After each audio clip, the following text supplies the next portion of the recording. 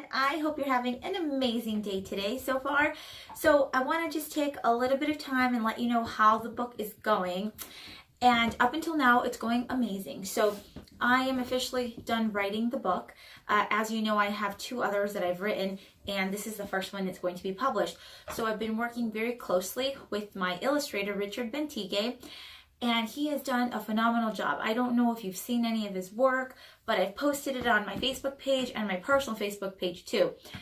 I just absolutely love the take that he has on the characters, on Lupita. I think he has done a great job. So I am just cheering him on as he continues to do the next pages. And really then after that, we will be able to print. So I'm definitely looking forward to that. I don't know if you've checked out my website, but I have my laptop here to show you where you can go so that you can see his work. So later, of course, we will do a one-on-one with Richard so that way you can learn about his story too, because the guy is amazing. He has done a lot for our country. He is a Marine Corps veteran, and he will give us a little bit more, I guess, of an inside scoop of himself and of his projects that he has. So if you go to www.lupitainspires.com, you can go to the main page, obviously. But before you find this is what the homepage looks like. Can you see? It's kind of hard with my glare here. There we go. Okay, so this is the home page, and you just go down a little bit and you can see just a quick summary of what it is that I'm doing. There's a nice little blinking eye that says, you know, check out the book's progress. So you can just click the show me button, and then that'll take you to where Lupita was created. So here you'll see the very first image that Richard came up with Lupita. So you can see it's just a black and white image, but she is absolutely beautiful. And like I said, he is just so talented. So if you scroll down a little bit more, you'll actually get to see Richard working, doing his thing. The name above here, Richard Bentige, if you click it, that will take you directly to his page too. So that's pretty cool. Now we keep scrolling down a little bit further, and this is where the exploration begins. So this is one of the first illustrations that we wanted to share with you. And this is just Lupita and her mom looking onto the Catedral, which is in Mexico. And he has done just such a wonderful job of capturing the Mexican culture here with Lupita and the mother. And this is just one of the pictures that we wanted to share with you right now. He has created about 6 so far, and he will continue to do more, but I don't want to show you all of them because then it'll ruin the book and it'll ruin the surprise. But I will be showing you just little bits and pieces as we go along. And I'm just really excited, you guys. I'm really excited because I was reading over some of the journals that I have. Those of you that know me really well know that I have a stack full of journals of dreams that I've had, of different ideas that have come to me, etc., etc. So I was reading through some of my journals while I was writing one of my other books, and I realized that the idea for Lupita Inspires came to me in 2016. So I was like, oh my gosh, it's 2018 and I'm barely doing it right now. But in the journal, I was going through a lot. I was in law school. I was working for the senator. I was very involved politically, which are all great things. They're all fantastic things. What happened during that time, though, all of my energy was just put into all of that. And I completely forgot about Lupita. I ran out of storage on my phone. I deleted a lot of stuff, and now we're okay. So here we are. But I was telling you about the journal that I was writing back in 2016. And in this journal, I am talking about everything that's going on in my life at that particular moment. And I was really concerned about everything that was going on. I was in law school and I was studying, and I was working for one of the senators here. And then the whole political climate, though, was just so heavy and so negative, especially for our Latino community. And it really concerned me. And my family was going through cases of their own. I knew friends who were going through the immigration process as well. So there were all these things on my mind, and all these concerns and worries of things that I couldn't control. So I just started writing, and everything that I wrote, though, like nothing had to do with politics, nothing had to do with any of that. Everything that kept coming to me was so simple. It was such a simple message that I wanted to give. And the simple message of that was just finding the beauty in the simple things. You know, spending time with family, being united with people, loving and respecting one another. Just those simple things that a lot of the time we take for granted are the most important things. So it was in 2016 when I was just stressed with all of these things. And I just started writing and playing on my computer, on my PowerPoint, really. And I wrote down Lupita and the Magic of Mexico. And then I looked at it and I'm like, that's a really good idea. And it all kind of started coming to me. But it was interesting because I feel that when that title came to me, it was just so perfect. I felt like it was literally just placed in my lap and given to me. And you know, some of you may believe in God and in the universe or angels or different things. I don't know. Everyone has different beliefs.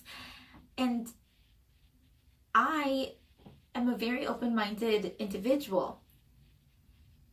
And I just felt that that message was something so profound and so beautiful that, yes, it came from me, but it came from something deeper and stronger than just me, if that makes any sense. But I'm just grateful that the idea came to me. And now I see the book, you know, growing, and I see the illustrations coming to life, and it's really exciting. It's nice to know that we can create these things. I know sometimes we feel that things are out of our reach, or that things are difficult to obtain for whatever reason. And they may be, you know, they may be difficult, but they're definitely not impossible. They're not impossible. And I think it's so important to surround yourself with people like you, with people that want to inspire, with people that want to grow and provide that positivity and that love. Because at the end of the day, when you strip everything away, when you strip away the politics of everything, when you strip away the way that our whole society is set up, what is it that people really want? You know, what is it? And for me, it's very simple. I don't want much. I just want to be around people that are happy and that genuinely want to see me happy as well. And if they're not happy, I'd like them to be open to receiving messages that may help them.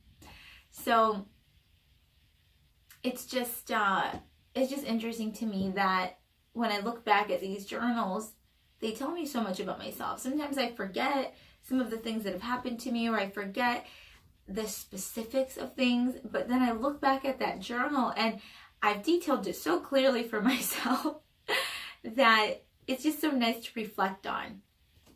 But later I'll share a little bit more with you about those journals. Like I said, I write a lot about my dreams. Ever since I was very little, I've had very vivid dreams. And my family jokes and says that I'm lazy and I love to sleep. But really, the reality is I love to dream, because when I'm sleeping, my dreams are so clear to me. And I can literally do anything in my dreams. I do a lot of lucid dreaming. So, for example, if I find myself at the ocean or something and I want to dive underneath the sea and breathe under there, in my dream I can do that. Or if I want to fly up to the tip of the universe and look at the world from outside, I can do that. It's really so amazing what people can do in their dreams. And you know, I studied psychology. I have my bachelor's in it. And part of it had to do with dreaming. We were researching that. At least that was what I would focus on. And a lot of people believe that they don't dream because they can't remember their dreams. But it's not that they're not dreaming. They are dreaming. the mind is creating a sensation. It's creating a story with everything that's happened during that day and things that we have in our subconscious.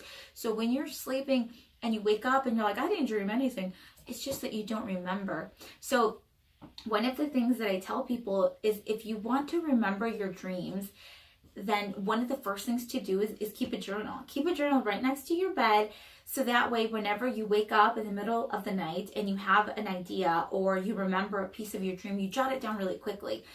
So you don't want to take a lot of time and analyze the dream at that point, because it just kind of doesn't make sense to do it at night. You want to go back to sleep and you want to get all the information you can from your dream.